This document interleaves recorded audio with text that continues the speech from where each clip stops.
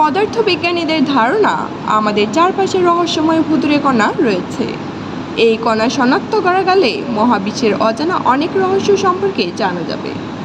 দীর্ঘদিন চেষ্টার পর ভুতুড়ে কণা আসলে আছে কি না তা জানতে একটি উপায় খুঁজে পেয়েছেন তারা।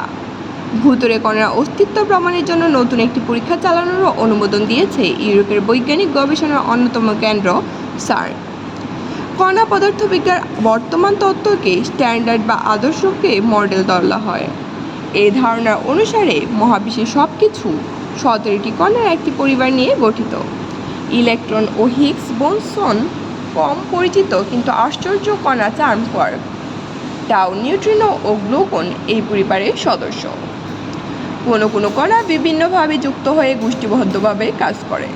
অবিশ্বাস্যভাবে এখনও অনেক ছোট কণা আছে যা আমাদের পৃথিবী ও মহাবিশ্বে ছড়িয়ে আছে বলে মনে করেন বিজ্ঞানীরা।